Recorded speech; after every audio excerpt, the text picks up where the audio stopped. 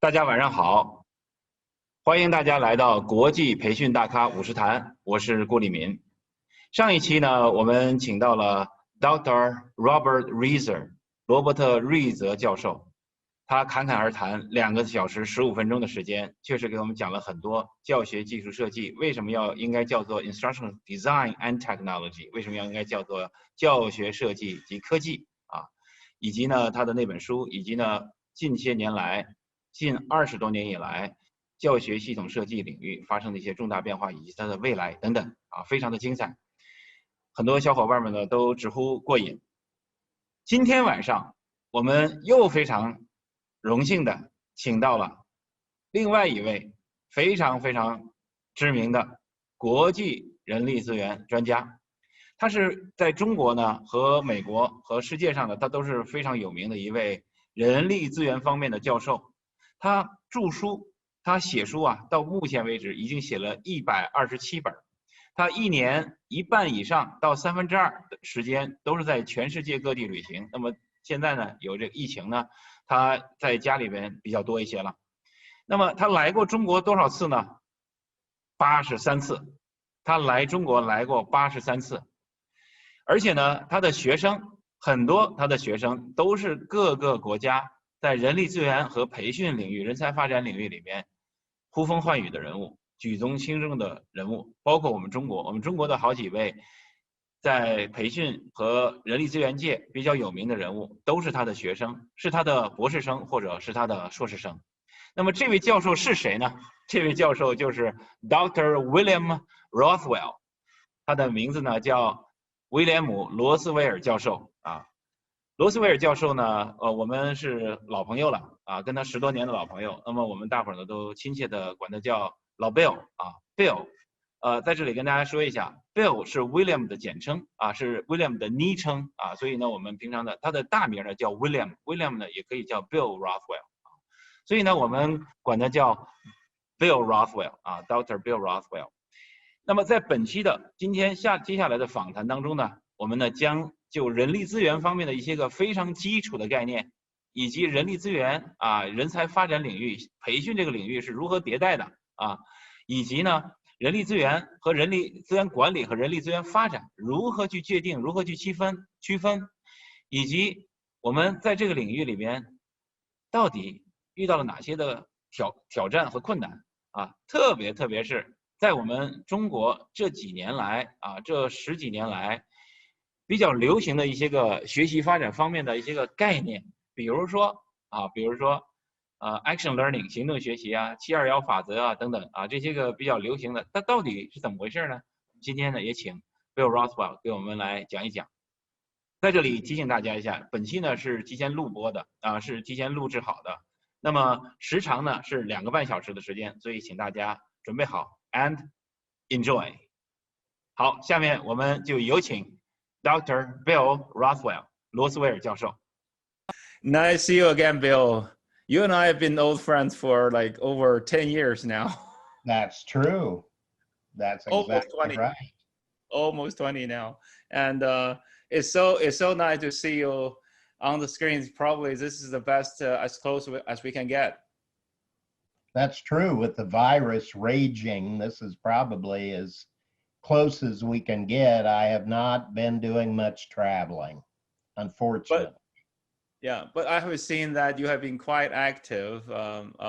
Well, first of all, on behalf of our audience, because your name is so well known in China, and your Chinese name is Luo Siwei, your last name Luo, you go by Luo Siwei when Chinese call you and address you, and Professor Luo Siwei. So you've been quite, so on behalf of all the audiences, thank you for accepting our invitation to be on the Training Master Series show.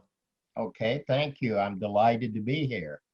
You bet. For our audience, would you please, a lot of us know you, but not everybody. So for our audience, would you please introduce yourself a little bit, tell us where you grew up, where you went to college, and where you studied, and tell us where you live and work now. My career background is rather lengthy. And when I described it in China, and I've been to China 83 times. Wait a minute, 83 times. 83 times since 1993. Wow. First trip, I was invited by Bill Wiggenhorn and Motorola University, China. He was on our show a couple of weeks ago. Yes, and so the goal was to bring HRD to China, and more specifically to install HRD at 2 Chinese universities. What are they? What first brought me to China. Mm-hmm. And so again, back to my background, my name is William J. Rothwell, and I grew up in a small town in the US Midwest, the state of Illinois, a very small village, what you would call a village, of 1,700 people in the farm communities.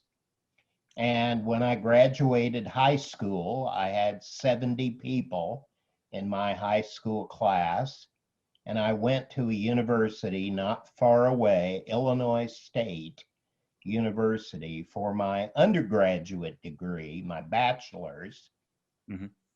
And that was in English.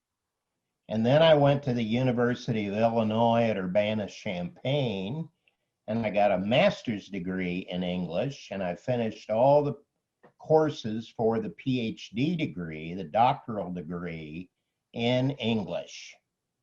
And then I tried to get a job, and I discovered that with an English degree in the US, it was impossible to get a professor job teaching English. So at that point, I decided to do 2 things. The first thing was continue my education. And so I withdrew from the PhD program in English and applied for the PhD program in human resource development. And it was brand new at Illinois at that time. I was the first student in the doctoral degree program.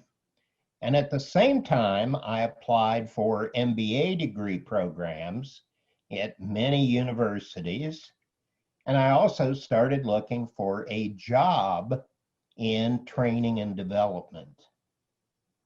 And so, as has happened many times in my life, all of the fish were biting on the fishing lines. So I was accepted into the HRD program at Illinois, the doctoral program. I was accepted into every MBA program I applied to. And I also got job offers to be a trainer at several large companies. So I joined those. I took the best offer, which was actually with a government agency. In China, you call it a ministry. In America, we call a government body an agency. So I accepted the job, and I was in my early 20s. And at the same time, I was in the PhD program and separately in an MBA program. So I had a full-time job as a trainer. I was going to school at night for the PhD on every weeknight. And during the weekend, I was in an intensive MBA program. Oh my goodness. Did you sleep? And then I got married and I had a baby all at the same time. And I wrote my first book about human resource development while I was still in doctoral studies, and I had finished my MBA by that point. And so I ended up with nearly 20 years of full-time HR, HRD, and organization development experience before I went to Penn State University, which is where I am now, and became a professor in 1993. And over the years, I got to know some people at Motorola University, and they introduced me to Bill Wiggenhorn and to Jeff Oberlin and to Lois Webster, all of them leaders at Motorola University. And I had a Chinese student at Penn State studying HRD. And I invited Jeff Oberlin to come to Penn State. And Jeff was the dean of Motorola University, Asia. And he was looking for an instructional design chief for Motorola University, China. He did not want to write courses in America and send them to China for a straight translation. He wanted courses written in China for the Chinese. Mm-hmm. So he wanted to hire a Chinese national, but he needed someone well qualified in HRD. So he hired Jessica Lee. And she came to Penn State, or she went to Motorola University and became the first instructional design chief. And that led to, they were delighted with her. They loved her job performance. And then it occurred to them, well, why did we have to go to America to recruit a Chinese national and send them to China on an expatriate package that was much more expensive than local wages? They said, why do we have to do that? That's ridiculous. Why are there no first-rate HRD programs in China? And that was the question Bill Wiggenhorn asked. And so it occurred to him that it might be wise to bring a leading professor of HRD from America to China, rather than to continue recruiting Chinese people in America and sending them home. And so that's what led to my first trips to China. So I had a big project with 32 multinational companies.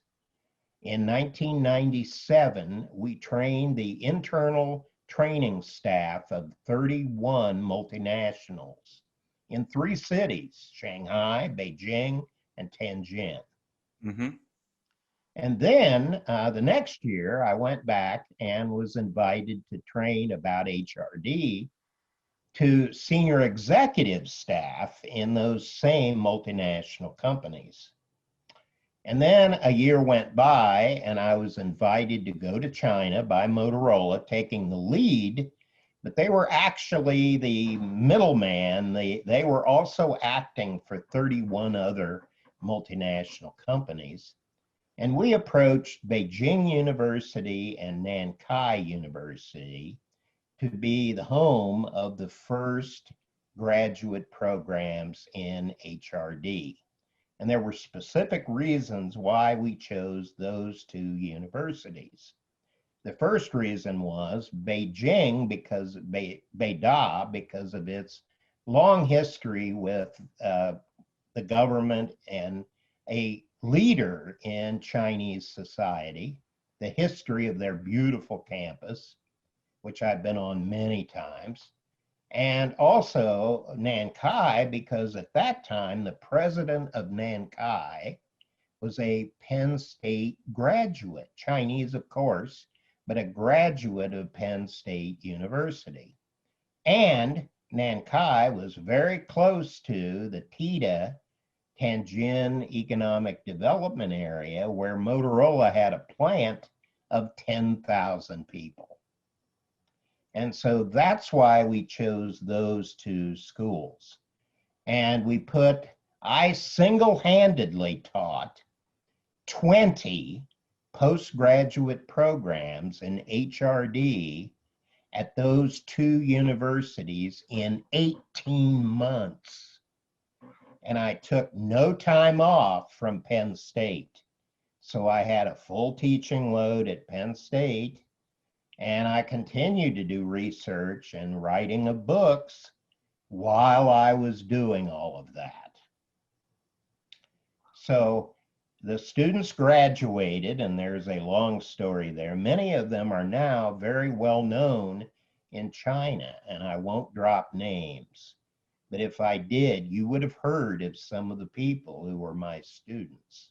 Yeah, I know some of them. Some of them, actually, a lot of them And many of them became very prominent in the in China.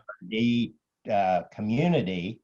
But I'll Right. tell you that when they graduated from our program, they scared the local training directors at all the multinational companies. So many of them had trouble getting a job at multinational companies because they were better qualified than the existing training directors at those companies. So they scared the training directors. Of course, Motorola cherry picked, they selected all the best students and hired them all. And so very Cream clever, of the crop. yeah, very clever strategy. But the change effort didn't work, and it didn't work for many reasons, which have to do with the way universities operate. And many companies make the mistake of thinking universities act like companies, and they don't. For example, many companies think universities are in business to sell degree programs, but that is not correct. And as a result, there is more to what a university's goals are than simply making money. There's a lot more to it, many more goals. So as a result, the program didn't stick in those two schools. And the professors also that we trained, we did train professors at Beida and at Nankai, but they quickly said, we cannot teach this because we do not have relevant work experience, and we will not have credibility with the students that we teach from multinational companies. So that's a long story about how I got started in China. And from there, I started to do a lot of international work. And I have been to virtually every Asian country at least 15 times to do training, to do consulting work, to teach at their universities. And China, I have taught at Beida, at Shanghai Jiaotong, at Fudan, at Tsinghua, at Nankai. And And East China. yeah, I can't remember all of the places. I was at Right. People's University once, and I can't even remember all the places. But in Asia, I have been to many different universities all over the Asian continent. And even in small places like Sri Lanka and Brunei, I've been to small countries like those. And I've been to big countries like India, China, Thailand, Vietnam, many, many times. So, and I've also been all over the world. I've been to South America, to Africa, to Europe, to all over. And so that's kind of my background. And my research at the university, I published 127 books in this field, many of which have been translated into Chinese. Right. And also into other languages. I've had books into Spanish, into Russian, into Vietnamese, into many other languages. And so I'm very passionate about the field. And that's kind of my background. So I'm an unusual professor in that I had 20 years of full-time work experience in the field before I became a professor 28 years ago. I've also been a consultant for 50 multinational companies. And so I've done keynoting of conferences. I've done multi-day workshops. My biggest workshop ever was 900 people for 3 days in Thailand. Think about that. English is not very well spoken in Thailand. So that meant 3 days with a translator with 900 people. So much work in this field. So that's kind of my background, where I came from, and what got me interested in China was all the work that I have done there.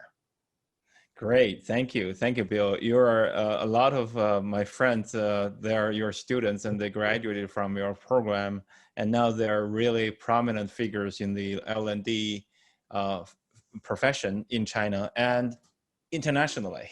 Internationally, That's true. That's internationally true. in America. Many of them have names that are well known in the U.S. as well Right, as in China. right, and also in Korea. That's right. I've had many Korean students, and we recently hired one of the Korean students of mine, and he became a professor at Penn State. So he's Right. in my program. Right. I heard that. Just if you know, just to let you know, I'm my hometown is Tianjin, and Nankai is my alma mater. Really? Yes, I love Nankai. I have many fond memories of that campus. Right, and also Nankai, you taught couple of years there, or the postgraduate program, the HRD, Yes. and I know some of them. And also, I know you were teaching there, but at that time, I already come to the United States, and Nankai celebrated its own centennial last year. So I'm glad that we had so many connections throughout so many other friends. And of course, you and I have been knowing each other personally for over like 15 years now, up to 20. So I'm really proud to call you a friend for years. In year 2000, I was in Beijing on my birthday, and my students there held a birthday party for me at a Western restaurant, and 500 people showed up. Oh,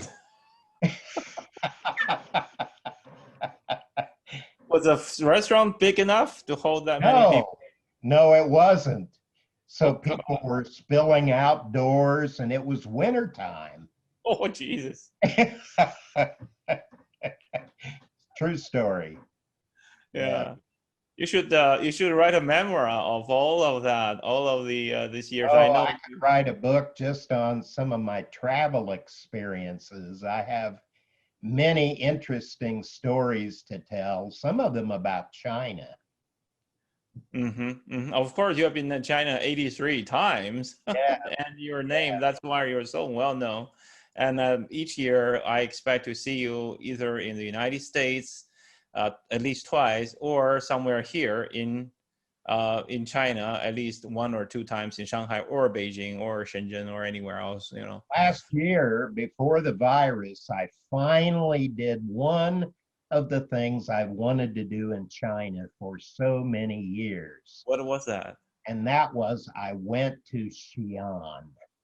Ah, the Terracotta Warriors. I had never seen them after 83 trips. Wow. Finally. I had a business engagement in Beijing, and I booked a flight and I went to Xi'an. Great. Good for you. My wife went with me, and we got to see the terracotta soldiers. Finally, after many years, because I was never able to do college teaching in Xi'an. I was never able to do a workshop there. So I finally played tourist. But I've been to many other places in China. I've been to the Forbidden City 9 times. More than I did. From my childhood. Okay, so can I answer some more questions, maybe? Please, please. Our field, Bill. Our field has many, many names, such as we cover a lot of wide range of topics and areas and concepts and methodologies, like informal training, formal training, human performance improvement, and some call this human performance technology, and some call it performance consulting, and then workplace learning and workplace learning and performance WLP.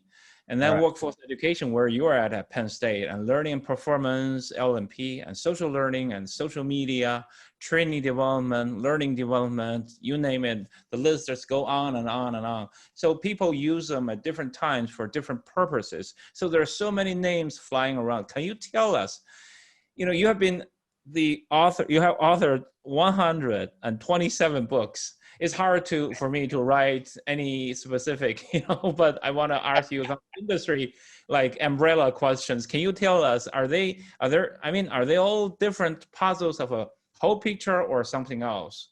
I'm trying to sort out the relationship of all of them, because these names have been used interchangeably and cause confusion sometimes to a lot of learning development professionals. I do a lecture which has been recorded, and if you look it up on the web, you might find it. I did a lecture for the Saudi Arabians, and they video recorded it, and it is online somewhere. And I'll send you the link if you can't find it. Okay. But I do a lecture, and have done a lecture all over the world on the 11 generations of the field formerly called training. That's the title of it. 11th generation. 11 generations of the field formerly called training. Okay. And the point of the talk is that all of these generations coexist. Mm-hmm. And the issue really is that different companies are at different levels of sophistication dealing with how they develop human beings. And so there are 11 different generations. And I do not mean to suggest that one generation is better or more to be preferred over others. It depends on the nature of the company and the nature of the country. So at the lowest level, we have generation 1, which is no formal training organized in the company. Training is an afterthought. We hire someone and then we ask the question, how do we make this person productive in our company? And often, since the managers have not managed it, the first thing they think of is pair the worker up with a more experienced coworker and let the new hire follow the more experienced worker around to see how the work is done. That's informal on the job training. And the majority of companies in the world today still use that method because they don't know any different. They're not aware of the immense body of research and sophisticated practice in our field. Universities do not teach it to MBA students. Right. So many CEOs can get a Harvard or a Stanford MBA and never hear a word about how to develop talent. And so they don't know how. And managers who don't have MBAs, well, they don't get it either. And so the result is that most managers have no knowledge of people development. And since 3/4 of all HR people are promoted from within their companies and they have no background in HR, Most HR people don't know how to do people development either. And in many universities, you can get a master's degree in HR and never get a course in training. And because of the heavy emphasis in HR on comp and benefits. Right. So my point here is I could list for you the 11 generations, but my point is we know these generations exist because there's been research that supports their existence. Some of your later questions ask about competency models in the field. And ASTD, now called ATD, used to be the American Society for Training and Development, now called the Association for Talent Development, sponsored the first competency study in 1978. And that was a rigorous research study on what it takes to be an effective training and development professional. And at that time, they called the field training. They called the field training. And what we call the field is more than playing with words. When we call the field training, we imply what the trainer should do, what the learner should do, and the role of the training department in the company. So words matter because they frame our beliefs, our perceptions, our expectations. But from the training field, we advanced into probably one of the most influential competency studies ever done in our field was Pat McClagan's 1983 competency study, Models for Excellence. And that particular research study of the field, our field, renamed the field Human Resource Development.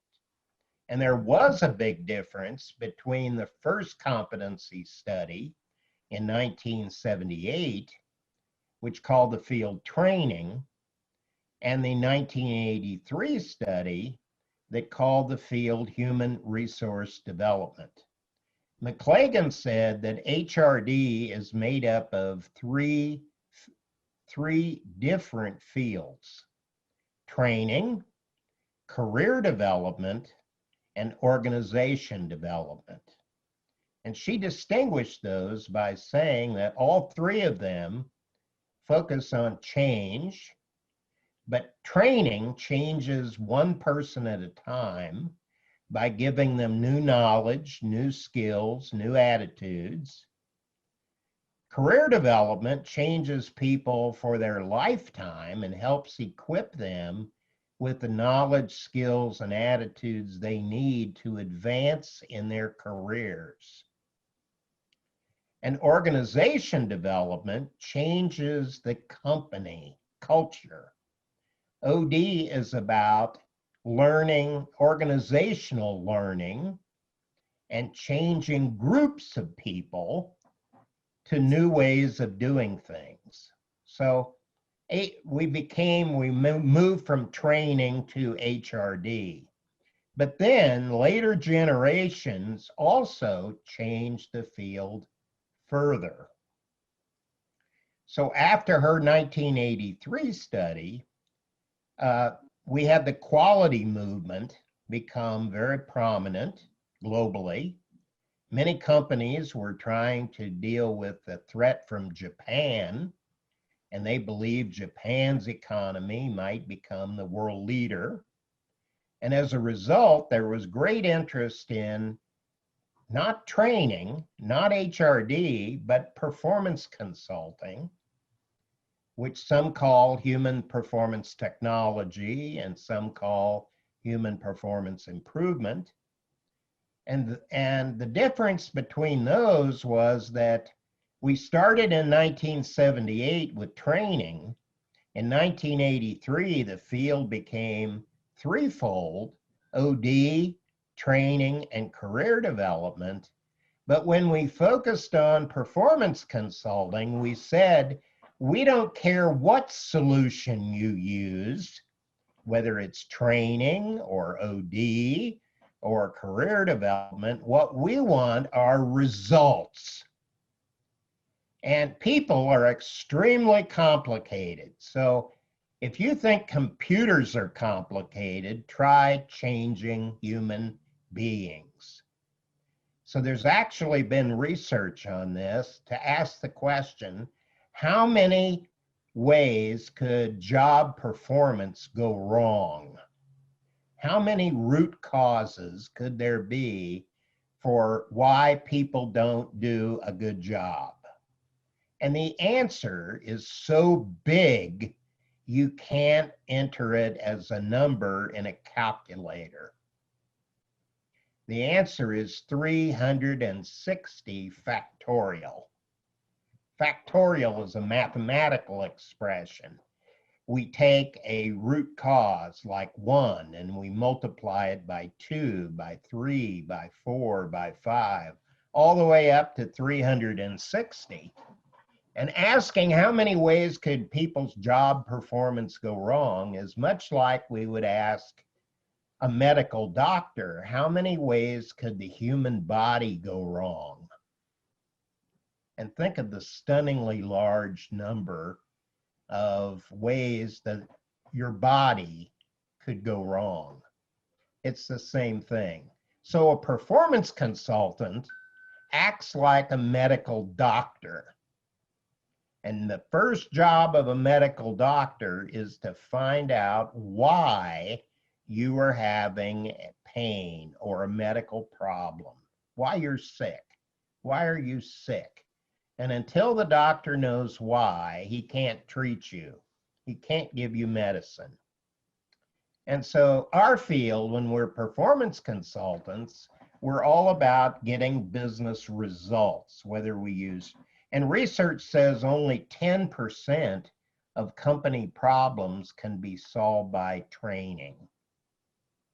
So that means 90% need to be solved using other solutions. What are some of those? Who do we recruit? How do we select workers? How do we promote people? What kind of tools do we give them? What kind of equipment are they given? What is their work environment? What kind of supervision do they receive? Those are other issues that may well go beyond training. So anyway, my point is, and I'll cut it off here, I could easily do a 90-minute lecture on the 11 generations, but every one of those names of the field represent a different philosophy about who we are, what our field is, and what goals we're trying to achieve with the people that we are working with. So the current name of the field is talent development. And I did a research study and I asked 1,000 people in multinational companies all over the world, how do you define talent? And it turned out there were many definitions, many different definitions. Mm-hmm. Some people think talent means job performance. Some people think talent means promotion potential. Some people think it means both. You're doing a good job and you have the potential for promotion. Some people think you have special knowledge. Some people think you have personal strengths. You're better than other people doing certain kinds of things. Mm-hmm. Some people think talent means that you have special friendships and special social relationships. So the point is that the reason that matters is that depending on how we define talent, Right. The nature of our talent program might be different because it affects the goals we're trying to achieve. Mm-hmm. So the current name of the field is talent development. ATD has just come out with a new study. They no longer call it a competency study. Now they call it a capability study. Right. And that too suggests something different. Right. Job description describes the work. A competency model describes the human being who does the work well. Mm-hmm. A capability study suggests that we're looking at what does it take to realize your potential. Mm-hmm. So Is that the one that that Elaine Beek did this year? it was a committee that did that project. So she was the she was first clearly one. involved. She was involved, but she was Right. one of many. Yes. Okay, so shall we move on to the next question? Sure. Before we move on to the next question, you said there are 11 generations, and now you said there are a couple of them. And could you just, for our audience, to just say, tell us what else, without explaining each one of them, just tell us the names of the other generations. Can you give me a share screen so that I can put up a slide? Sure. Let me ask my IT team to do that. Let me do that in Chinese. 丁生啊，丁生，你给他那个分享的权利，你让他分享一下屏幕。行。记住静音啊。Can you? I'm trying to share the screen and it says the host. Oh, it says I'm the host now. Right. All right. Wait just a minute. Yep. Here it is. This is what I wanted to share was this slide. There you go. And this is from my lecture on the 11 generations of the field. So generation 1, I described to you informal training where we just follow people around. Generation 2 is training. There we use the ISD model that you mentioned. Generation 3 is HRD. We talked about that. Generation 4, performance consulting or human performance improvement. Generation 5, you mentioned this, workplace learning and performance. I did a competency study on that in the late 1990s. Right. Generation 6, the workplace learner. What does it take to be an effective learner in real time? Generation 7, learning and performance. Generation 8, social learning and social media. So how do we learn from our peers and how do we do it through imitation? Social learning basically means monkey see, monkey do learning. Generation 9, we went back to training and development, but with a lot of new information. Generation 10, we had the strategic learning puzzle, and I wrote and did a research study for ATD on that that's very recent. And then generation 11, the current published ATD capability model that we were talking about. So the cover of that, let's see if I can show you. Okay, this is great. The cover of that looks like this. You see that on the right? Capabilities for talent development. That's the current Pat Gallaghan, not to be confused with Pat McClagan. Pat Gallaghan is the lead author of the new ATD capability study. And the one I did that was uh, also a couple of years ahead of the other one is the talent puzzle. And you see the puzzle right there. The research we did suggests that each company needs to develop its own puzzle model in order to properly scope the talent development function. We can't do everything. So what do we do and what do we not do? And we can use this puzzle with our managers and our senior leaders to get clear what is possible for our function, and then involve them in helping scope and focus the attention of our department. So if we have a talent development department, what should we do? And the puzzle model helps answer that question. And we can't do all of that unless we have a very large staff and hire a lot of consultants to help us. We can't possibly do all of that. So we work with our CEO and our senior executives and our middle managers, and we use this model to scope it down. So the other thing I wanted to share was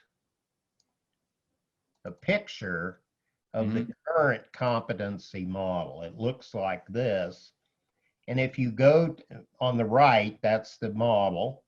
If you go to the ATD website and you look for the ATD capability model, you will find it, and it will show you this, and you will click on each of those bubbles, like developing personal capability, and it will take you to a deeper level and show you the competencies that are related to personal development. Same thing with learner capabilities and organizational capabilities. So this is the capability model that was published in 2020. Okay. Yeah, I got a book. This one, this is an earlier version. Was translated in Chinese. Pentagon shape, if you remember. Right. That's a competency model that you did. Yes. In after the millennium. That's this model. Looks like that. But there are other models over the years. The point I would make is that none of these models are out of date. Right. It depends on the company.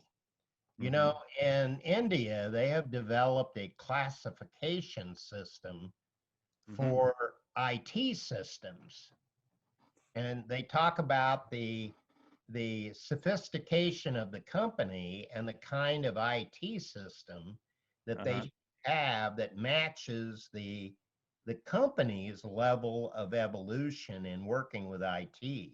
Right. I think the same logic applies to our field. Right. That if you're a very small business, maybe one or two people, generation one is fine for you. And you shouldn't try to be at the level of an Intel or a Microsoft or a GE because you don't need it. But it depends on the sophistication and the complexity of the business as to the nature of our program. So all of the generations exist right now in different companies, in different places, and they should exist because of different levels of management sophistication in using the learning and development issues associated with people. So that's basically what the 11 generations is all about. Thank you. Thank you. That's really a big gift to all of us, that your classification of our field really give us a very clear view of where they are. It's like, you know, the depths of the Lake Superior, you know, it's like, you know, different depths, and then, or, We have to be careful. You know, I first presented that talk in Hong Kong. Mhm. At that time, there were only 6 generations of the field because only 6 published competency studies. Mhm. And I asked for a show of hands of the people in the room. How many of you are in generation 1? How many of you in generation 2? And no one wanted to admit that they were in generations 1, 2, 3, 4, or 5. They all wanted to say they were in the most advanced generation. And that's ridiculous. That is not correct. And they shouldn't all be in generation 6 anyway. They just didn't want to admit that their company was at a specific level of sophistication that was not at the very top, matching up to where GE or Intel or Microsoft would be, or Right. Google. Right. You know, and that's ridiculous because we all know that our companies are not Google, our companies are not Intel, and you know, it's not appropriate that we are doing what they're doing for everything. Exactly. It's a cultural issue, by the way. Yes, I know. I know. I love people in Hong Kong, but they always have to be first. You know, you always got to be the first. Anyway, this is a really gift. I mean, the 11th classification, because the last time I saw it was 9 generations, and that was a couple of years ago. So now with the puzzle, there is a video of me giving the full lecture to the Saudis, and that is online. And there is the whole video presentation of me giving the full talk. And it's about a 90-minute presentation. Is that on YouTube? It's not on YouTube. It is on the Saudi site that invited me to. It was like a Saudi ATD. If you can send me that link, that'll be great. And I will look it up too on the web so that I can introduce that full speech to my audiences here in China. Okay. And yeah, thank you so much for this. This is a really a good question that we really dig into depth, and which should be also, because it really defined our field, and with your experience and study, and 127 books and more on the way, I guess. Oh yeah, I'm never doing nothing. My newest book will be about virtual group coaching, how we can improve interaction among people who are interacting in telework, in remote work. And even what we call that is touchy. Some people get very, very offended if we say remote work. It sounds like we're not with it. We're not connected, but we are connected. So right, we are. Even that is an issue, but how do we get people to feel closer together and more cohesive when we work on platforms like Zoom? You know, so Bill, newest book that I'm working on. That's great. That's great. What's the frequency of your book, of your publication? Like This 2 books a year or 3 books a year? This year I'm going to have 5 books come out, and one of those in Arabic. Somebody's translating for you. Yes, I don't always.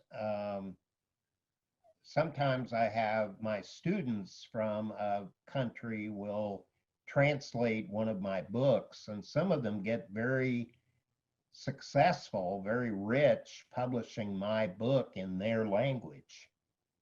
Right. That happened to my Korean translator of my book on action learning became very wealthy by doing consulting on action learning. Yeah. Before I move on to the next question, I do want to add another question to you, that I know you have a lot of Korean students, and one time you told me, I remember, that they were sent by their companies, like the Samsungs, like the Hyundais, and yes. you know, and then they were sent by their company. They're like on salary. They got all the full stipend. And they come here and see and to study with you for a couple of years. They got their PhD, and then they'll go back to serve their company because they signed a contract before they come out and join your program. Is that that's a retention strategy? right? And they are asked, do you want a doctoral degree? And of course they all do. Right. And then the company will say, well, and they are usually in their 30s. Mm-hmm. They're a high potential in their early 30s. Right. And they will be asked, do you want to go to America and live for X number of years? And we will pay to send you, and we will give you your full salary, and we'll pay all expenses. You can take your family with you, and we will pay for the rent and your university tuition and everything. But you have to sign a contract to guarantee that you will work for us at least 5 years after you come back with your PhD. And if you leave before the 5 years, you have to repay all of it plus interest. Well, in Korea, that's, people want that. So they will sign the contract and then come to America for 4 or 5 years, get their PhD on full salary. The only problem we've had with that, and this happens to Chinese people too, is that if they have small children with them, their children quickly learn English like a native speaker. Right. They completely forget their Korean and their Chinese. Right. And that's particularly a problem for Chinese people because in each year of school, you have to learn a certain number of Chinese characters.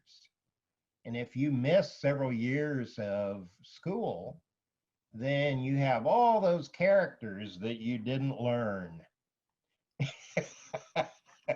I know. Bill, have you seen? That's a sweet deal. All these years I remembered, and some of your students graduated from that program. They're really thriving in this field. I mean, the Korean ones, and also. Have you seen, that's an offer that, you can, as a godfather said that I'll make him an offer that cannot refuse. Well, Saudi, we also have a lot of Saudi students. Like because that? in Korea, it's the famous companies that do that. But in Saudi Arabia, the government has a competitive program. And you have to compete for it. But if you get it, they send you to America to get a PhD, and you have to go back to the country, just like the Koreans.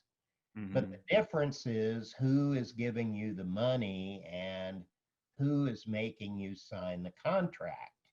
So in Saudi Arabia, it's the government that runs the program, and you sign a contract with the government, and they give you the money. And then if you don't go back to Saudi Arabia, you have to repay the funds. Right.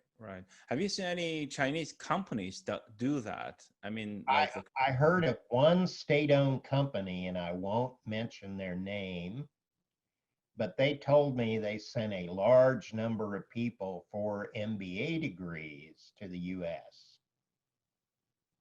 But not like the students like stay. Not like my program in learning and development and organization development. No. That's a package. That package is really, really sweet. Do you think that's working? That's another question is the extended question is the Korean really developed within short period of time. I've been in Korea a couple of times and I was amazed how advanced and how organized and they are. And from what the story that you told me, the students, and then I thought, well, that makes sense because I was working closely with the Samsung Group Samsung Group, and their talents. One of them I work with a PhD, and she was in management PhD from one university, American university, and she was a returnee back to Korea. Do you think that that's because Korea is so developed and continue to thrive is because of the talent? Well, you're in this area. You're the expert in this area. Of course, I would say yes, but you know, one time I went to Korea. There's a funny story about that.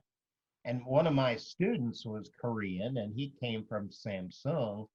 And he said, well, if you're ever back in Korea, go to one of the Samsung facilities. You know, they have several for training and development. Right. They have one for senior executives, and they have one for technical people, and they have one for hourly workers. Well, anyway, I went to the one for managers. Right. And so it was a beautiful facility. In the mountains, large. And so I walked in, and I had arranged to meet a specific person, and I asked for him by name. And it turned out to be the director of that facility. He was the immediate boss of my student. And he took me on a wonderful tour. Of course, he was the boss, so everyone was jumping to make him happy. And then they took me to a beautiful lunch, and you know, and he asked me about his worker, how he was doing in our postgraduate program. And so I told him some of the goods and the bad things about that student. And so suddenly the student got better in the areas where he was weak because his boss talked to him. That's a true story. So, yes, I've been to Korea many times, but not as many times as I have been to China. Great. That's a great story. I love Korea. And so my next question, Bill, is could you please, just now you mentioned in the 90s, you taught the HRD program in Beida, Peking University, and also Nankai University. Those two prominent universities. And well, it's a twofold question. Do you think there is up to your knowledge, you've been in China, you know all the Chinese universities so well, more than I do. Do you think there's an HRD program existing here in China right now? And the second question is, what's the differences between HRD and HRM? I would bluntly tell you that there are no HRD graduate programs in China. So far. There are HRM programs, human resource management, and to me, they are very different. And many years ago, there were books written by Leonard Nadler, who coined the term human resource development. He's the first person to use that phrase. By the way, when I tried to learn Chinese, my Chinese teacher couldn't get me to pronounce the words properly, and she spent 4 hours trying to get me to pronounce the human resource development. And I won't even try it now because it was so bad she couldn't recognize the pronunciation. But anyway, the point is that human resource management is all about attracting people and creating a job system, paying people, and basically all of the functions that are involved with recruiting people, selecting them, and can include training and development. But HRD is philosophically focused on how do we get people up to the minimum requirements to qualify for their job? How do we keep them qualified as technology changes, as the knowledge explosion creates more new knowledge? Human knowledge is only current now for 2 years. So for example, if you're an engineer and you get a job, there are some companies that have said they will fire you after 2 years because they believe your university education is out of date after 2 years. So how do we keep your knowledge current? And then how do we prepare you to move up on the organization chart to more advanced responsibilities? So in other words, human resource development is about making you qualified for your current job, keeping you qualified, and getting you prepared for next jobs. Mm-hmm. So, the details of that are deeper than we typically go into in HR. So there's more to it because human beings are complicated. And when we talk about developing people, there is more than one way to do it.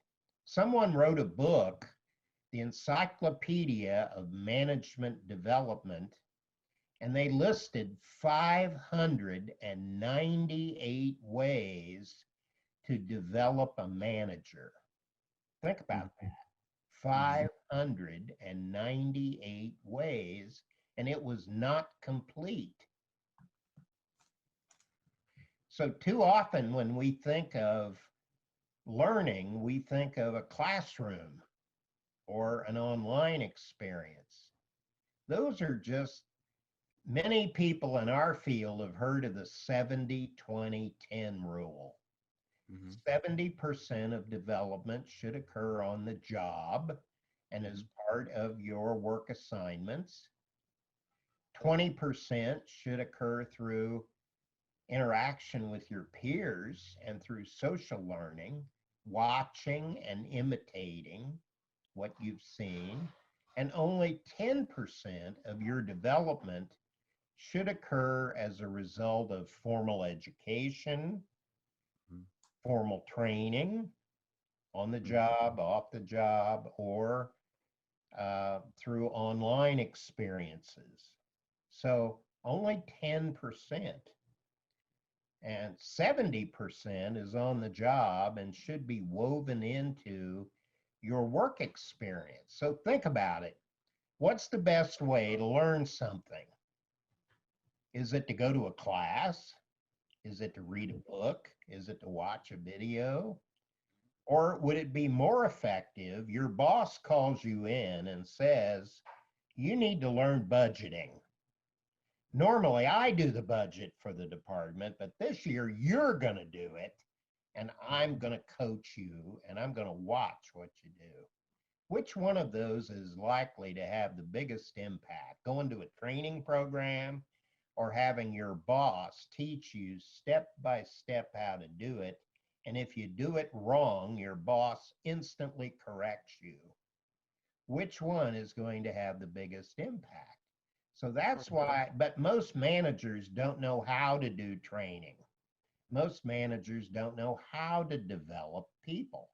I even wrote a book, The Leader's Daily Role in Developing Talent. The Leader's Daily Role. And I listed 365 ways that a manager could develop people in their department.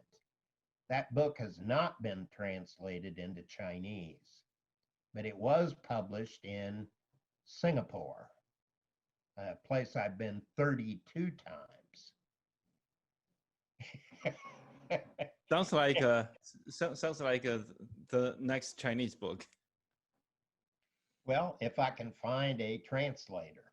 My books on organization development have never been translated into Chinese. My Chinese students said that it would take a team of translators because my most famous book in OD is this thick and weighs 1 kilo, 1 kilogram, 2 pounds.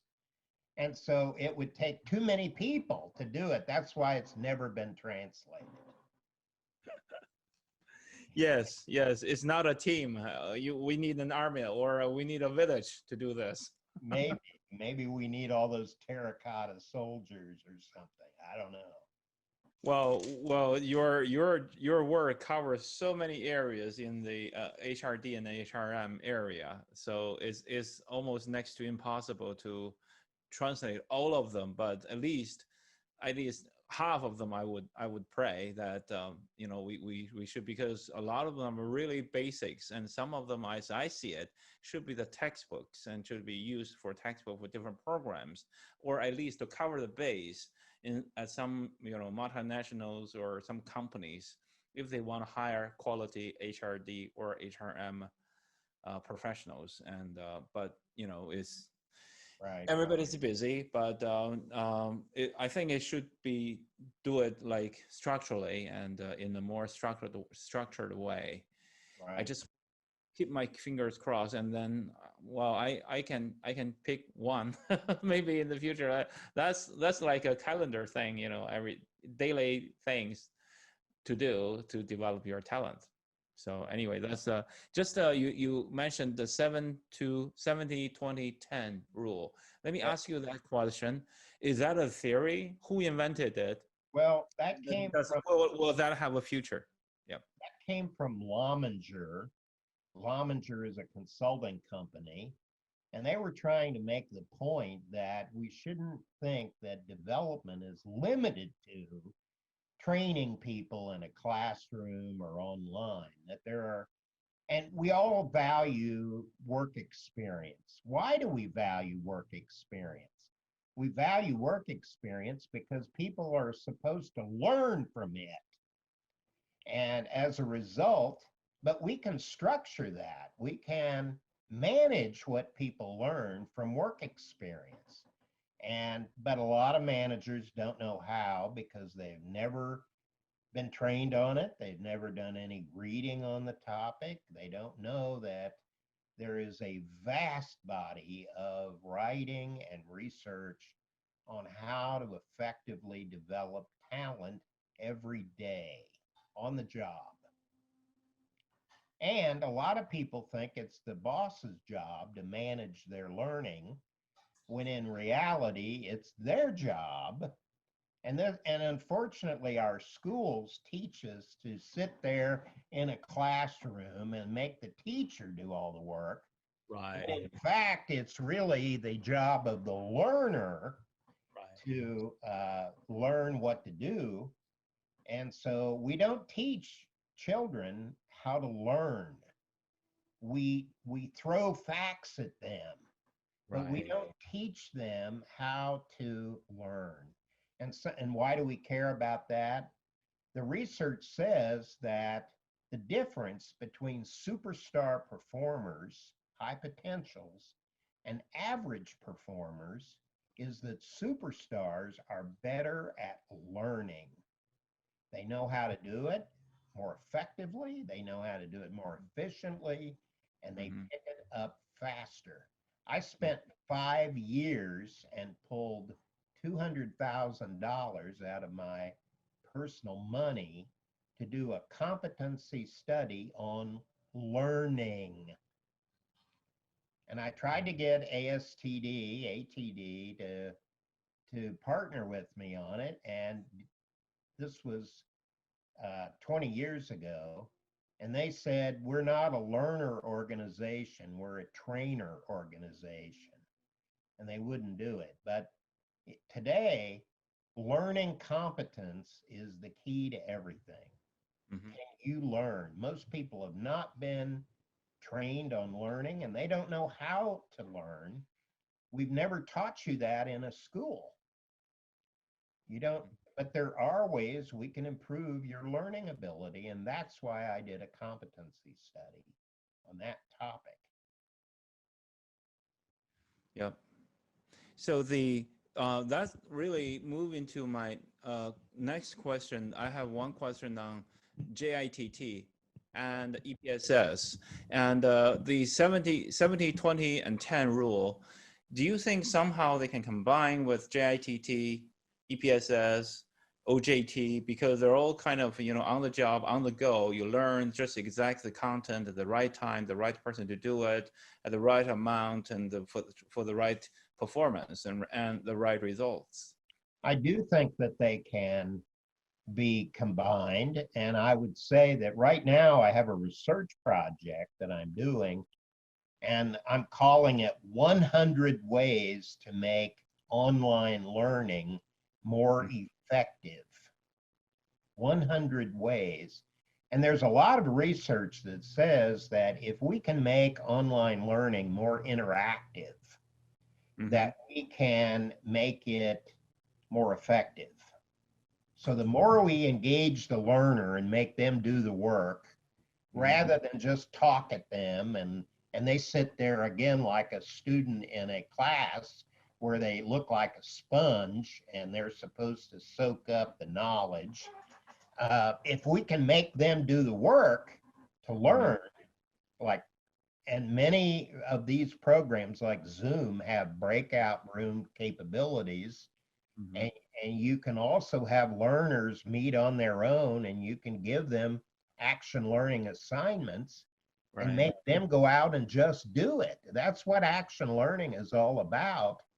We give the learner a problem, and the learners form a group of people, and then they learn from each other, and we can get many benefits from that if we put together a cross-cultural team, like an American, a Chinese, and an Iranian, an Israeli, an Arabic person, and we got all these people on a team, and they're tasked to solve a problem, a real business problem, and present the results and give them the ability to experiment with solutions. We can get cross-cultural awareness. We can build that. We can build, if they're from different areas of the company, we can get cross-functional awareness. And we can also teach them how to learn on their own more effectively. And so there are a lot of benefits to moving away from a lecture-based approach, which is very easy to do. We're doing that right now. And that's kind of the default setting of online learning is a lecture approach because it's easy. But that's why I'm doing a project on 100 ways to make online learning more interactive, because we know that if the learner listens to it, did you know you forget 80% of what you heard within 48 hours? You forget 80%. And transfer of knowledge is a big issue. It is. And it's becoming more important. How do we get the impact on the job and follow up to ensure that there is transfer of learning? And there's two kinds of transfer of learning, and I'm very interested in the second kind. You might have heard of the first kind. There's something called near transfer of learning and something called far transfer of learning. Near transfer, there has been a lot of research on how do we measure whether you applied back on the job what you learned in a training program or education. And employers want to know that. But far transfer, to me, is far more important at a time when our global economy is moving into an innovation-based economy. And we all know the poster children for innovation are companies like Apple and Google, and I would even say Disney. Those three companies are kind of the poster children for the future.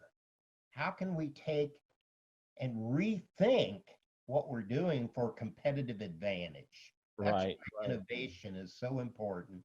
And far transfer is all about innovation, but very little research on that. And if we're trying to find the financial impact of training. You know, a lot of people want to focus on ROI. Well, what was the cost benefit? Well, you can show the cost benefit with near transfer, but far transfer is much harder. Right. Because that's where you take what you learned and you apply your own creative thinking to what you learned, and you create something utterly and completely new. Right. And that, how do we measure that? And yet, It's that may be the future. It is. It's a cumulative inspiration. Sometimes it's just an eruption of wisdom. Absolutely. Mm-hmm. And we come together and create something new, and maybe we do it back on the job. But it would have never happened if the person had not attended the training program or not participated in the learning event. We can get at it through something like the enhanced critical incident method. We can start to gather data about that level of innovation. So there are ways to research it. I'm very interested in that topic. Another area I'm interested in is, how do we manage extremely gifted and talented people? How do we manage them? And to me, you don't manage a Bill Gates or a Steve Jobs in exactly the same way that you manage a average worker. Right. And how do we manage people who are more talented than we are? A lot of managers don't know how to do that. They get scared and they feel threatened by people who are better than they are. So how do we manage that? How do we develop such people? How do we manage such people? Succession planning is one of them, one of the many ways, maybe. Yes, and that's an area I'm pretty well known for. My book on succession was How many books? into Chinese. Right. The matter is, how many books do you have on succession planning and on OD? There are textbooks. That's right. I have many on both of them, both topics. And to me, they're related, because organization development is about change, and succession planning is a type of change. Right. And when we introduce succession planning, we are changing the corporate culture. Right. That's what OD is all about, changing the corporate culture. I want to ask you, clarify one question, Bill. In the 11th generation, was on the previous 11th generation question, you said there are 11th generation. I want to ask you, where corporate university fit in? Does it have a place in there at all? Well, or if not, what it is to the 11th generation? A corporate university is a way to focus. I would put that in generation 10 with the puzzle. I would classify that with the puzzle. Because, and I've set up corporate universities, and I think that they are a way to make our learning effort more systematic, because we're trying to manage what we do in our talent development and people development area. So corporate universities in the States have kind of fallen out of favor. Right. But in China, I realize there's still great interest in that. Yes. Let me give you a 30 seconds update that in China there are at least a couple hundred or even up to 1,000 universities and corporate universities. And of course, a couple of weeks ago when I interviewed Bill Wigginghorn, I told him the news, and he's very glad, but he also shared the rise and fall of Motorola University. And Motorola University was the flagship of in the world.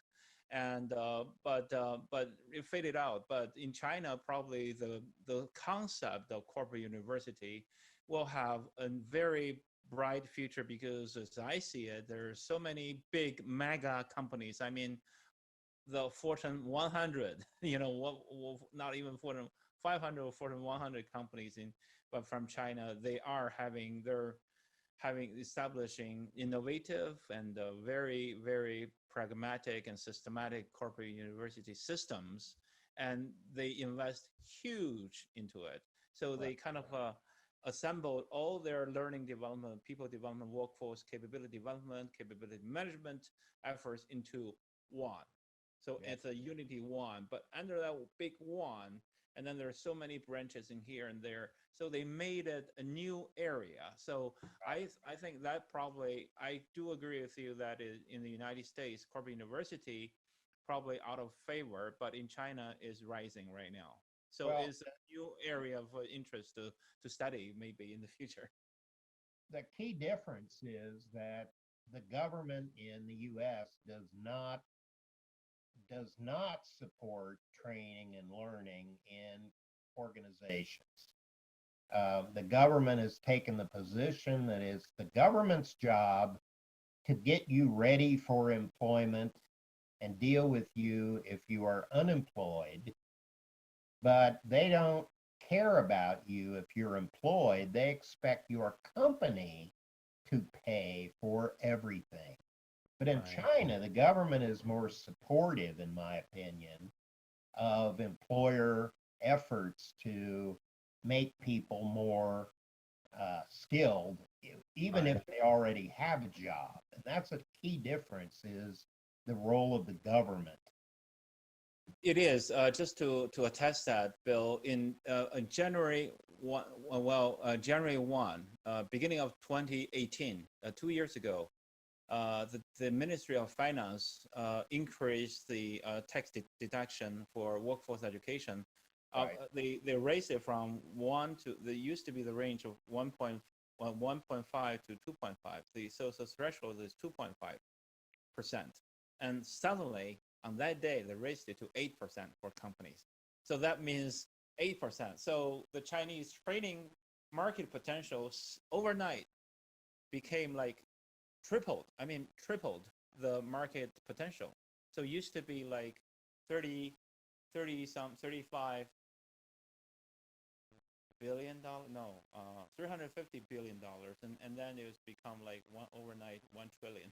It's let me see. In the U.S., the average company only spends 1.5% of salary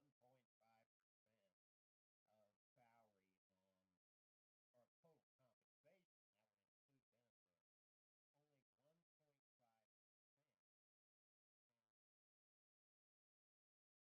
Yeah, Chinese companies just they have the favor. They can do up to 8. You can do 1.5 or 5%, but your threshold is 8%. You can claim as training and education expenses, and they are they're tax deductible.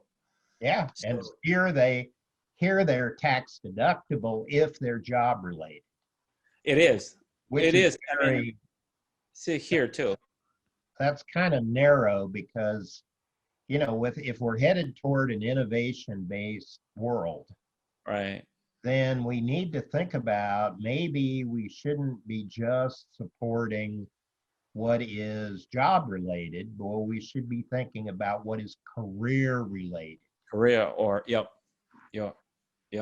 exactly. Because we're looking for the long run. Yes. Are really looking for the long run. Every company is, and that's one of the big problems we have with government is that they put economists in charge of learning and development policy. And many of those people are not very knowledgeable about labor economics generally and learning and development specifically. So that poses a problem worldwide with government policies everywhere about learning and development, is who's setting the policy. And economists tend to be backward focused.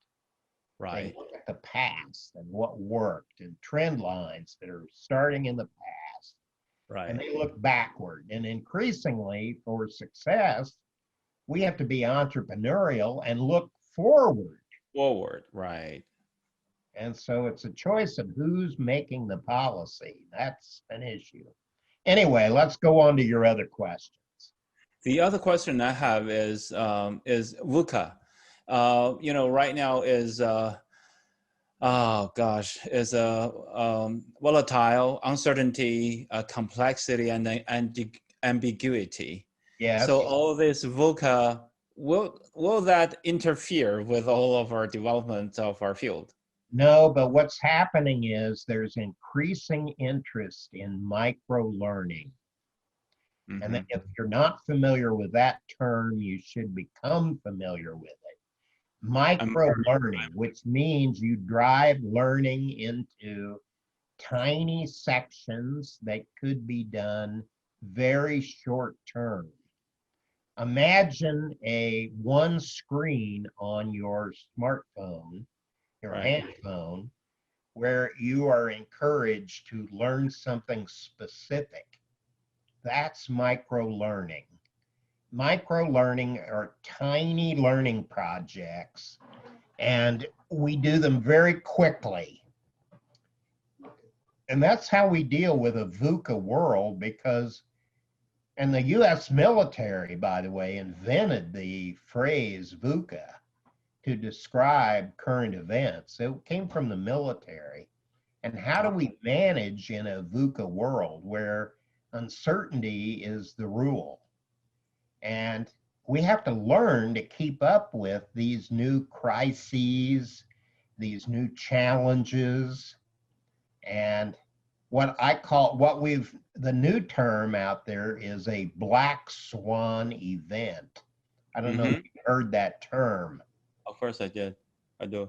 And the pandemic is an example of a black swan event. And suddenly we see many companies interested in how do we adapt our work and our workforce into remote environments where we have never had to operate before. We have workers working from home. We have customers interacting with us online, and it calls for sudden, quick changes. That's the VUCA world. And to adapt to those quick changes, or even to anticipate them, we need to be able to use micro learning. So the learning needs to be done faster. A 4-year college degree used to be the gold standard.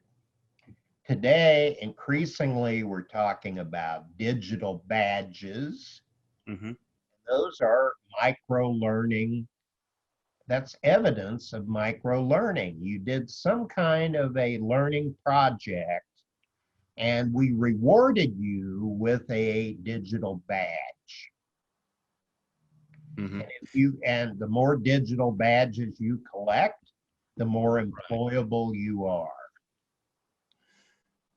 So my question is, so if micro learning is very, very, very popular in China, and I have another question on action learning later, I can come on, but on the micro learning, in the good old days, we have, position-based curriculum, curriculum developed for that job holders on that position.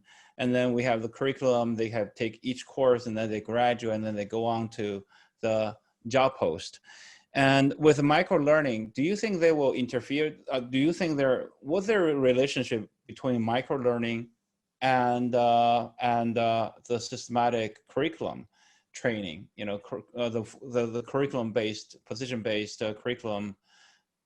I think formal training. Do they contradict to each other, or are they complementary to each other? I think they're complementary, and I think we can integrate those micro learning events into a bigger framework. So, but they give us greater flexibility to adapt to quickly changing the VUCA conditions that we face. I think we can use micro learning to structure that real-time on-the-job learning that I was talking about, that I did research on, and that I think is the only way to keep your skills current is to know how to learn.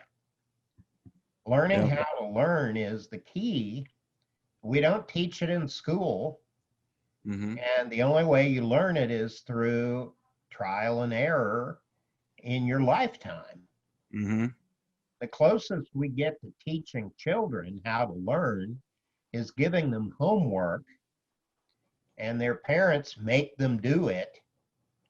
But the child has to learn on their own how to deal with the homework. Learning is an individual effort. It's not a team effort most of the time. Right. Although we could make it a team effort and something could. like action learning. Yes. Right.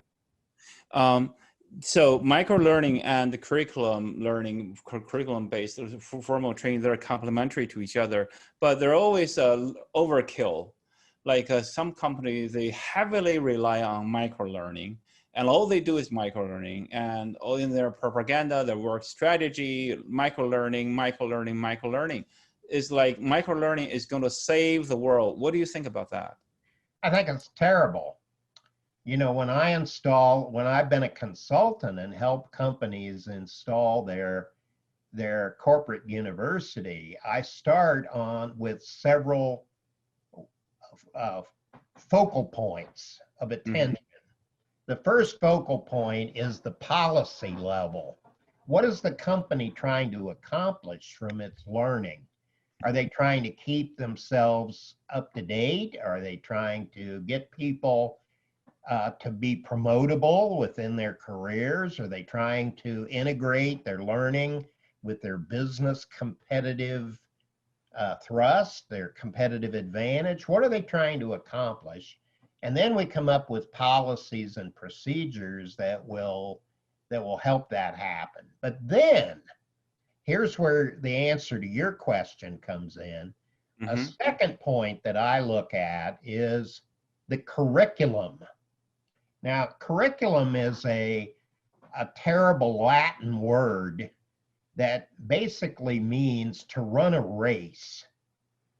And most people are familiar with the word curriculum because it comes up in school. Right. We hear about, to graduate from grade school, you need to have taken a certain number of courses. And to graduate high school or secondary level, you have to take a certain number of courses for a certain period of time and get a certain grade. And that's the only way you can qualify. And then when we get to the university level, it's the same way. The curriculum, we have general education, and then we have your college major and minor. Those are curricula. But most companies don't have curricula, but they could have. And what we do in a curriculum design effort, which some people call program design, is we look at all of the learning that is necessary to get you qualified for your job, to keep you qualified, to make you promotable, and to do two other things. To give you the skills so you can contribute to the company's competitive advantage. What the company is particularly good at. And the other thing we want to do in that curriculum is give you more of a rounding of the overall business. And the bigger the company, the harder that is. If we're in a small company, we can rotate you through every job in the grocery store in a short period of time. But if we're GE, no one can go through every job in the company, but we can give you some kind of exposure to all of the parts of the business. Curriculum can also be helpful in meeting government requirements. In the US, the government has many training requirements for employers. They make them, for example, do safety training. And if you don't, you get heavy fines from the government. And so the curriculum can help us organize all of the learning requirements by job category, by department, by division, by the overall company, by region. If Right. we're a multinational, we can do this by region. And it helps us, it's basically the strategic plan for learning. Mhm. And that's one of the areas that I focus on. And I think that's what you're talking about. Right. The learning. Have that curriculum and we can modify it Right. based on our company's strategic direction and on our annual or even quarterly goals. Right. As I see it, the curriculums are cornerstones. Like if I use a metaphor, analogy is the curriculum-based formal training are like the main course, you know, like the dinner, the lunch, the breakfast, the lunch, the dinner. Yes. And then all the other, you know, the other action learning or no, the other micro courses, they're like snacks or an ice cream or here and there, just when you need it. And then maybe, you know, a quick bite and, you know, Well, every year we end up with new challenges, and the virus certainly showed us that. It is. We have a new challenge. Well, if we can build flexibility into our curriculum design, Mm-hmm. we can say to meet your job requirements, here are the learning experiences you need to have to make you fully productive. And we can do that through analyzing the job, and by competency modeling, we can come up with those frameworks. But then as business conditions change, we can modify those, and the individual development plan becomes the action plan where the person gets plugged into the curriculum. So we've got the overall curriculum design, but that's too rigid. What we want is some flexibility in how the person interacts with that. For example, suppose we want every manager in the company to have some awareness of our accounting system. Right. Okay, we say there's a minimum requirement for everyone to have a certain course in accounting. And that course is what will teach you all the basic requirements. But then suppose you're a CPA and you join the company. Do we make you go through that same course? Hell no. No, we've got to adapt it. And that's where the micro learning comes in. We say, well, what do we do with this individual who's already way beyond the minimum requirements, but we still need to teach them about the company's issues in accounting. So how do we adapt the learning event to the learner? And we can do that through the individual development plan.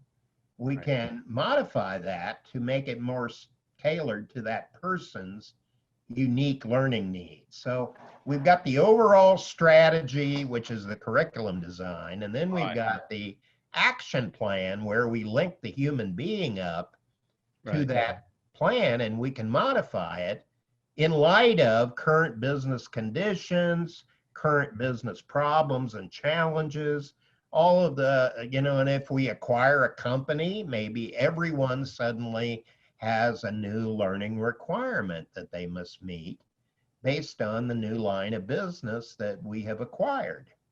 Right. So that's how we deal with the problem you're talking about, I think. Can I sum it up? Sum it up in the relationship between the curriculum and micro-learning is like the system and the subsystem. Is that appropriate?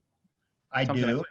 I think, and we revisit the overall curriculum on an annual basis to make sure it is still achieving the strategic results we want for the business. Mm-hmm. And increasingly, I think the learning system may be turning into the key to the whole company's strategy.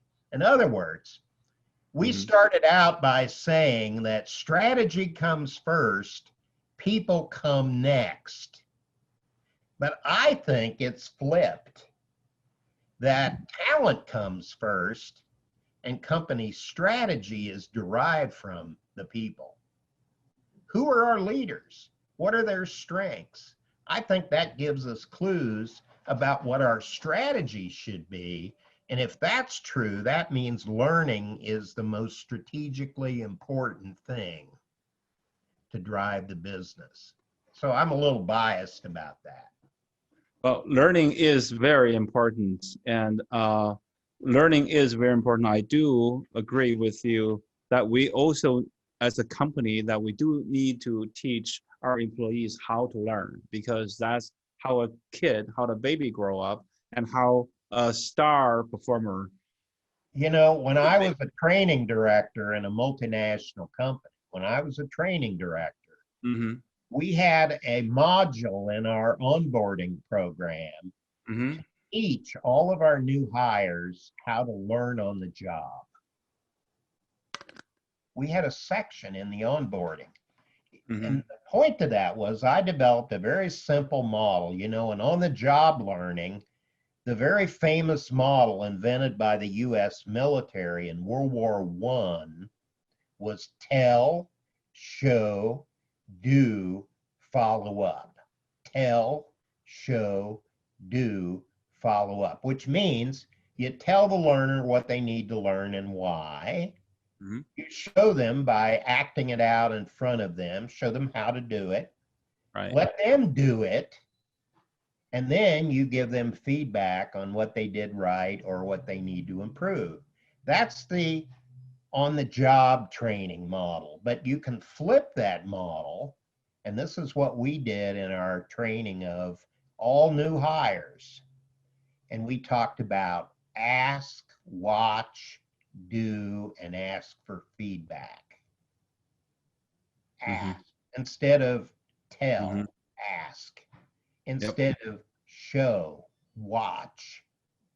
Instead of do, still do it. Mm-hmm. But you take the initiative to act it out in front of people who are better. And then you ask them to give you feedback on what you didn't do well or what you need to improve. And so we modify the tell, show, do, follow up model to the ask, watch, do, ask for feedback model. And then we teach that to people and we tell them, we expect you to do that as being an employee. Right. And it has a lot of impact because we're giving you permission. We say, we expect you to ask people questions. We want you to ask your boss questions. And that's part of our corporate culture. The reason I ask for I ask for this question is because that about action. I mean, the micro learning is because micro learning in China has been so popular, not only in the education arena, but also in the corporate training world. And micro learning. But I want to comment on that. Micro learning in China has been evolving so rapidly and so successfully, and we have done tremendous job and tremendous amount of money and energy has been poured into it and gained very big achievement. There is always, you know, double side of the coin, but I want to say, but there is always, I mean, while the big achievement is very, very obvious, but there is always room for improvement. And micro learning, if anybody in the world want to have a study on academic study on how micro learning help corporate evolve, China is a good place for field studies. Okay. Because there are so many successful cases there, and there are like competitions each year, micro learning, micro course competitions, so on and so forth. But anyway, I want to also come back to, I don't want to hold it too long, but my question is too many. So we can do this like for 2 days. We can talk, Bill, you and I can talk just for 2 days when we can keep recording. This is a marathon interview can be, but I do not want to hold you for too long. And, but I do want to hit on action learning. What do you think action learning is? And I've learned that action learning, the other name for it is problem-based learning. As you just mentioned, that we throw, instead of teaching or duck feeding, or spoon duck feeding or spoon fed, spoon feeding, we throw them a question, let them to learn, let them go through the 10-step cycle, and with a facilitator. And the facilitator is like a music. I have a metaphor for that, is the facilitator action learning class is like a music to a movie. You know, if there's a movie, beautiful movie, or the Titanic, or whatever the movie, the music there, you don't feel it, but without it, you cannot watch the movie. You know, that's a facilitator, the role of the facilitator. So my question to you is, is my calculation correct? Is that action learning, does it solve management problems? Or is it in essence, or just a way, a delivery method in the classroom? Or is it just an instructional strategy? It's much bigger than that. If you understand the history of action learning, you realize it started in the UK with a professor who was working with CEOs. And he started out by using case study learning with CEOs because he realized that lecture methods did not work well with CEOs. They did not have the patience to sit there and listen to a professor droning on. So he broke up the CEOs into teams and gave them case studies. And then it turned out that the case studies didn't seem to be very successful with the CEOs. So he tried to move the case studies into real time and have the CEOs talk about the problems that their own companies were experiencing, and then turn the other CEOs into consultants to help one CEO deal with his own company's real problems. That was the birth of action learning. That's where it came from. And so then it started to move into other settings. So I would tell you that there are many models to guide action learning. And one of those is the so-called problem-based approach, where the company picks a problem, a real problem, not a fake problem, like a case study would be a fake problem, a real problem the company is experiencing. Like, for example, the company is they measure their customer service satisfaction. And they do that on a monthly or a weekly basis. And they detect a sudden change in customer satisfaction. That would be a real business problem.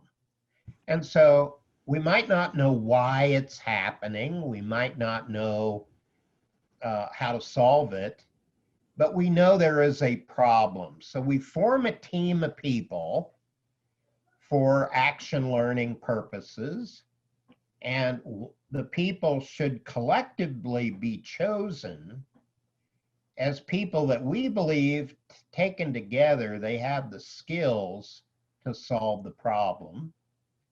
And we also believe that people should learn something. We want them to learn something.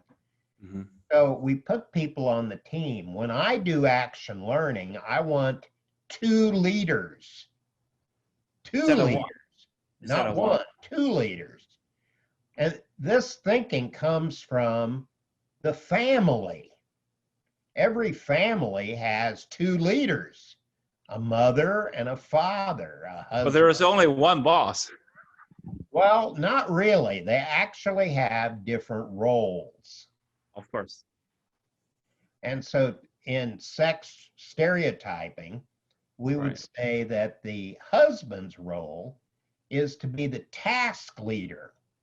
His job is to set the goals for the family.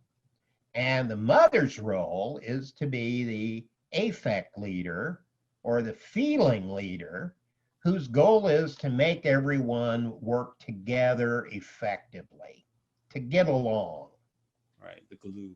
And so those are actually two different goals that one person could try to do, but almost always the person will default to one over the other role.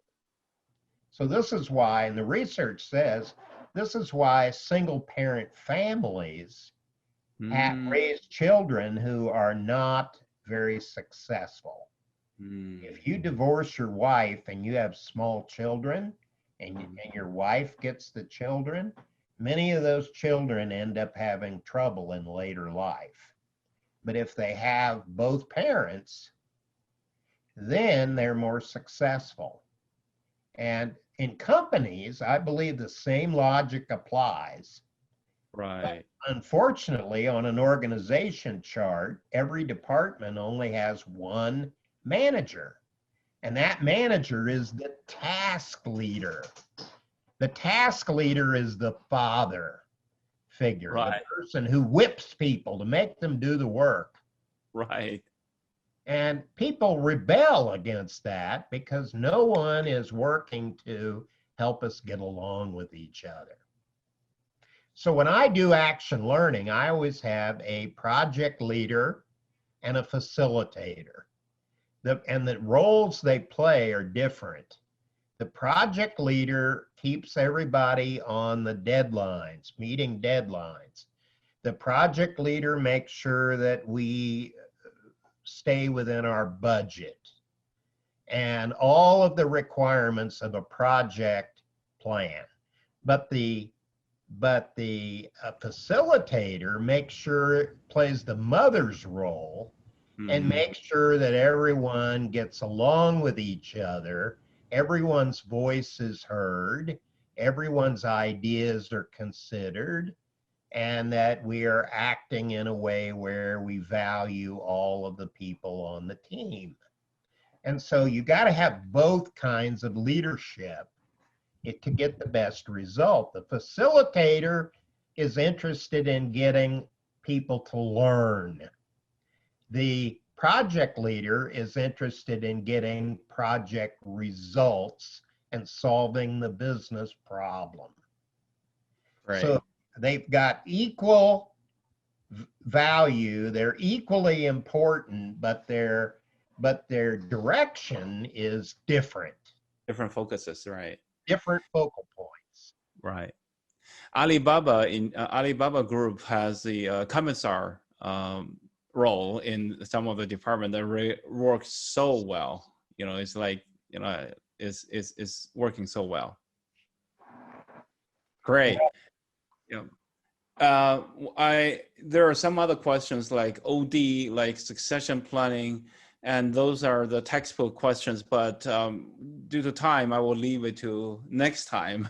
And I really hope that we can have another time. Don't want to keep you for too long, but before we end, I do have two questions to ask. Well, there are also questions on ISD already. You know, I interviewed Bob Branson and other people already, but I want to ask you about the pandemic. You know, the pandemic, how does it affect our field in general? I think like all businesses and other areas of society, like education, that the pandemic is forcing everyone to reinvent what we do around virtual environments.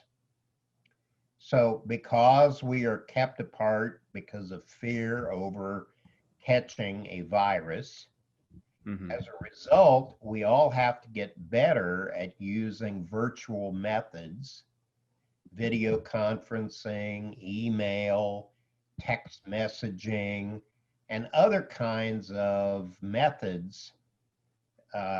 Like we use MeetingSphere a lot, and that's a software program for brainstorming and evaluating ideas.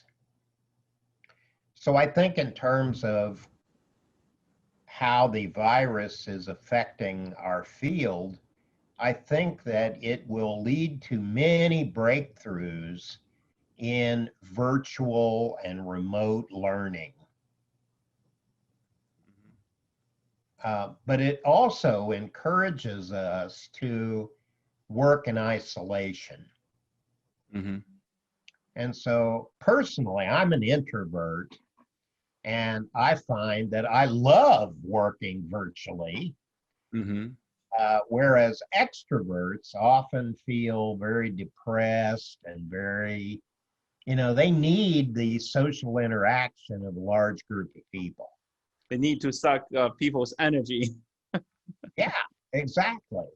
And so this, in the US, there's already been evidence that the number of people feeling depressed and isolated is on an increase, and suicide rates have been going up because of people feeling emotionally remote from others. I think that it also creates a new problem that we were starting to see before the virus hit, which is I've been hearing a lot of complaints from employers about recent college graduates. And college graduates coming out of all US universities are generally very good with devices like cell phones or iPads or computers. But when it comes to face-to-face interaction, people are terrible. Young people are terrible because they don't interact in face-to-face environments as much as they used to. More and more, our lives are becoming virtual.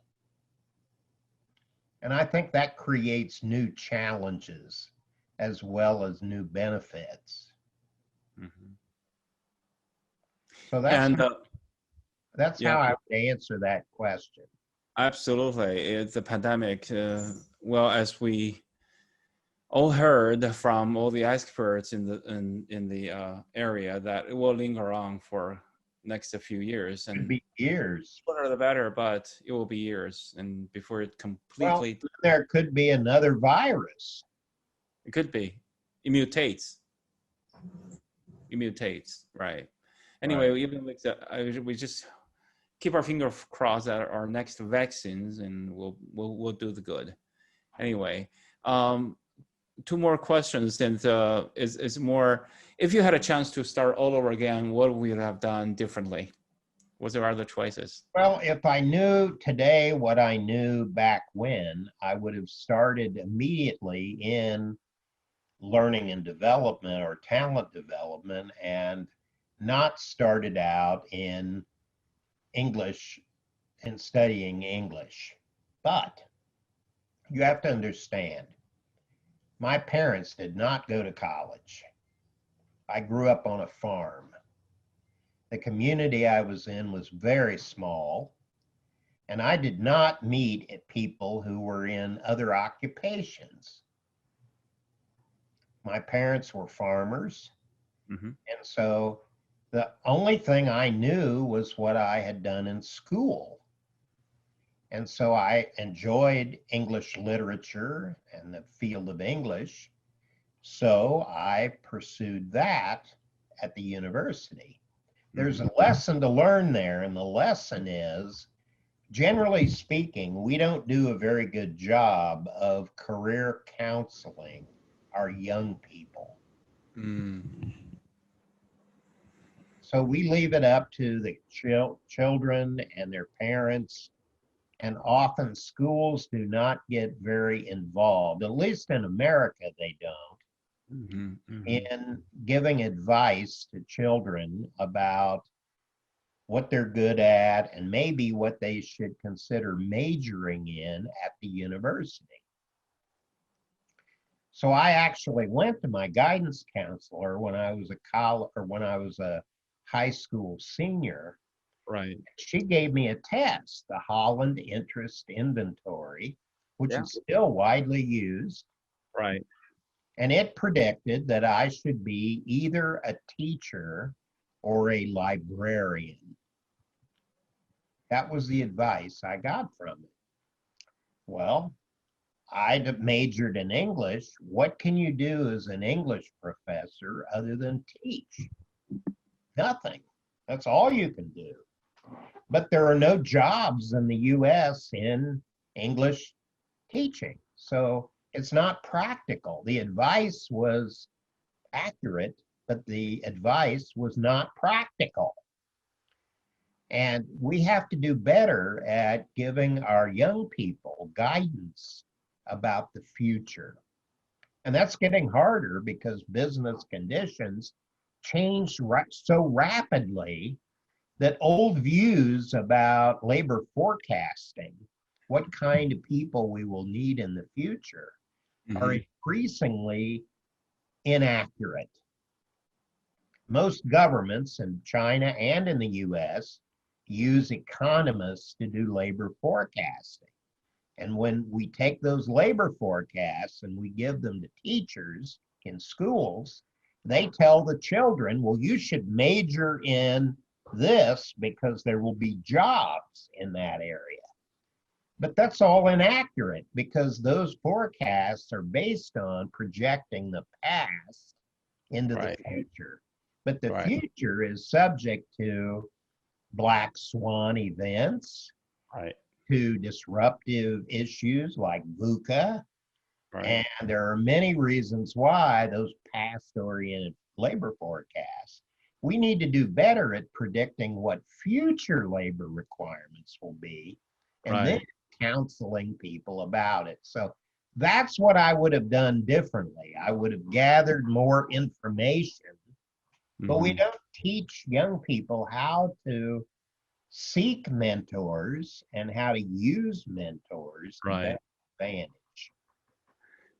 Right, exactly. Like you and I probably from the early days. Well, you are much older than I am, and I was also a lone. We're all lone survivors from our own childhood, a little minor environment. You know, we're all alone. My parents didn't go to college at all, and I was the first of the family to go to college.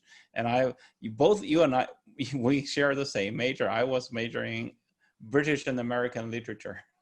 Yeah, absolutely. And when I was in high school, I would read a book a day, but the books I was reading were not trashy books. I would read classic books, and I would read like a Shakespeare play. Every day I would read a different book. And by the time I finished high school, I had read thousands of books. Wow. Yep. So people often ask me, how could you write 127 books? How is that even possible? Well, when they measured my writing skill, did an academic test of that, I set a record. My score was so high. You have such a big reservoir from your childhood on, and coming out of 120 books, that's normal. I mean, to your standard, based on your ability. And it started when I was reading a book a day. Right. It started to build verbal skills to the point where it was off the scale. So what's your advices to the young learning development professionals in China and other developing countries? I would say that you need to pair learning efforts with the technology. You need to get more skilled in seeing technology applications that support learning, because I think that's the future. But should they also pay attention to theory, basic theories? Of course, that's part of it. And one of my latest books, I just published a book with ATD, and it just came out days ago. The title is Adult Learning Basics. Basics, I saw that. Second edition. And we added in a lot of new information about adult learning. And I say in the book that if you're a medical doctor, the key to your job is human anatomy. And if you're a learning and development professional, a talent development professional, the key to your entire job is adult learning theory. So that's why I wrote a book on that topic. Thank you. We covered a lot of topics, even though we we only gone through maybe 60% of our interview questions, but we really covered a lot. And thank you. I don't know how to say thank you enough, Bill, but this is a really good chat, and I hope that we can chat again. You let me know if you want to do this again. I'm happy to do it. You bet, you bet. There are so many other questions, and I'm sure that when I share with our common friends, and they're probably asking for more of your interview, they probably just even like to see you on the screen because they haven't seen you for a long time. Say, wow, he looks older. It never aged to me. But anyway, say hello to Sally, and stay safe, and we'll come back to you. And thank you so much, sir. Thank you so much for the interview and for all the sharing. And okay. Really, really inspiring. All right. Thank you. Thank you. Thank you, Bill. Bye. Bye-bye. Bye-bye. Take care. Sai Jin. 再见. 再见.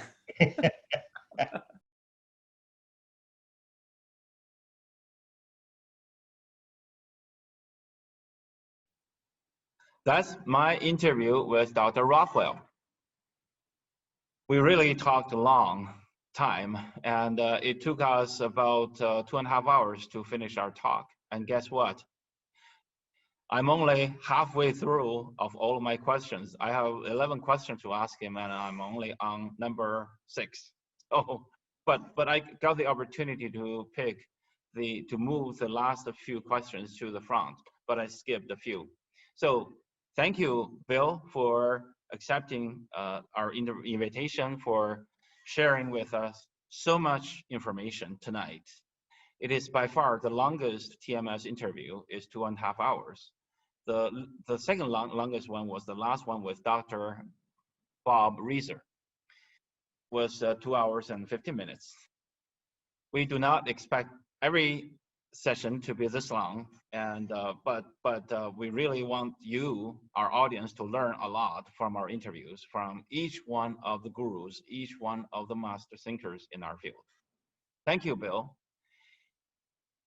Thank you for all you have done, not only for China, for many other countries, and for our field. With so many books on the way, and we expect you to achieve more. You're truly an overachiever. We respect your effort, and we admire what you have achieved. Probably none of us could be you in the future, but we'll try.